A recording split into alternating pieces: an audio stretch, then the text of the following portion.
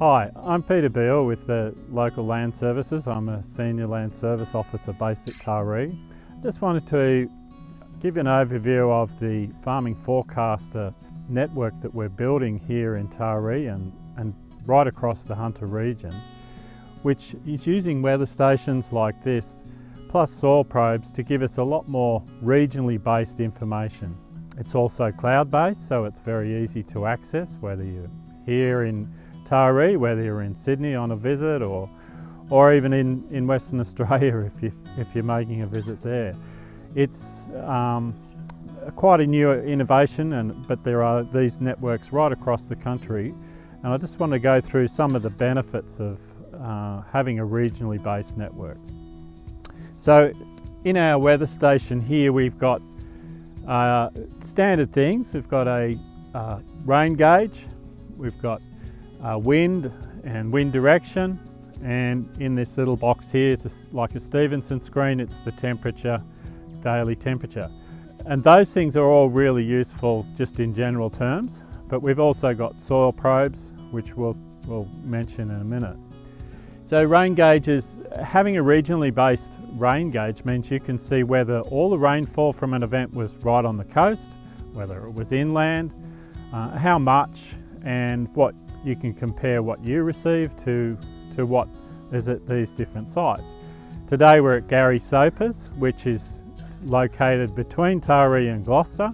We've got networks, 2 probes out at Gloucester, we've got 2 probes closer into Taree, and ideally we'd have a number of these probes spread out across the region so you can get a good picture of where the rain fell, how much. To give you an idea of how significant that can be in the middle of a flood, we had some events, rainfall events in 2022 that fell mostly on the coast, like 120 mils, but very little fell inland. And it's very easy to look up and see what rainfall fell at these different sites and make a conclusion. Whereas you go back to 2021, we had 300 to 400 mils fall right across the catchment, and that is really significant in terms of telling us, you've got a flood coming. So that's just one of the things that obviously rainfall tells us. We'll come back to that in a minute. The other is temperature. We've had a few events in the last couple of years where temperatures have just dropped to well below average. They've hit the very lowest in June, July last year, and again just before Christmas this year. And it's really useful to know, why isn't the pasture growing as fast as it normally does? And when you can actually look at the temperatures, compare them to the BOM figures, compare them to long-term historical averages, and in particularly Climate's a great app to look at for that. It gives you some sense of, okay, this is why things are happening, and we can look back and say what's going on. So temperature is really useful when we've got air temperature here, but we've also got probes. And probably the biggest benefit is, we'll go over and I'll show you that although the weather station's located here, we have a soil probe which is located over here away from the weather station, and it's situated roughly about here in the grass, and it's measuring what rainfalls come in, but it's also measuring what moisture's coming out through the evapotranspiration of the grass.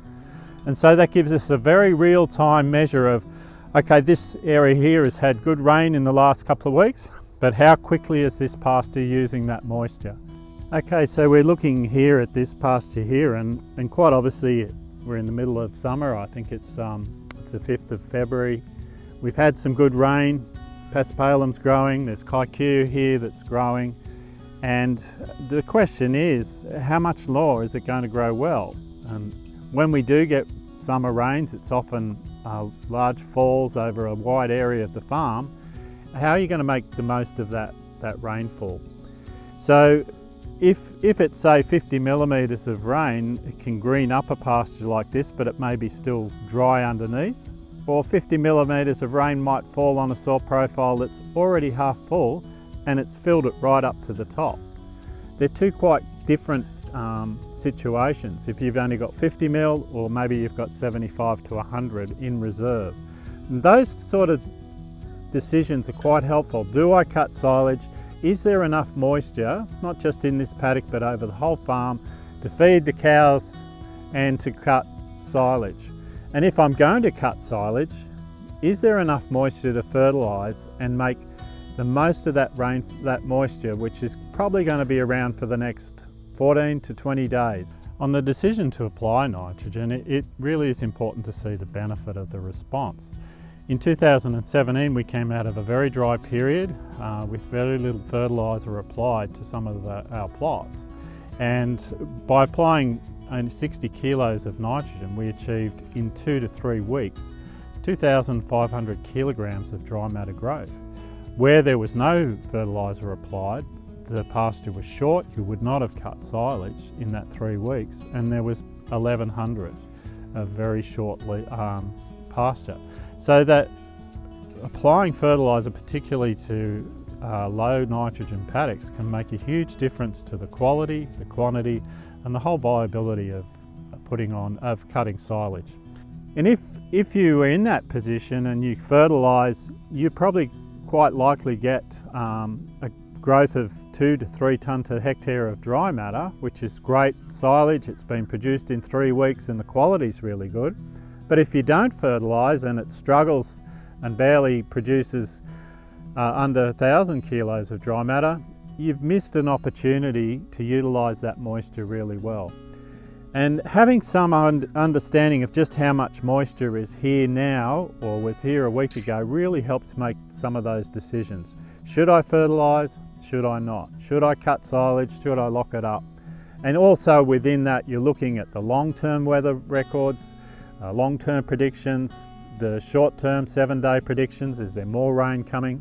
All the normal things that we look at. But by adding in what's happening in the deep soil profile is really useful.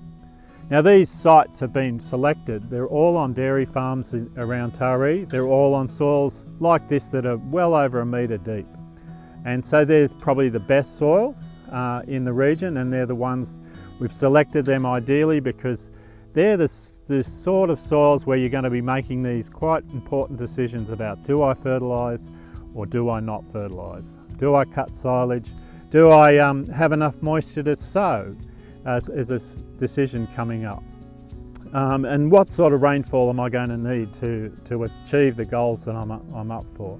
But the idea is to provide a regionally wide information on not just rainfall, but what's happening in the soil, to have it available to you day in, day out, wherever you are, through the cloud-based recording, and just for you to get familiar with the graphs and the things that are available. So when you come to make a decision on fertiliser or silage or sowing, it's just one more added bit of information that can really help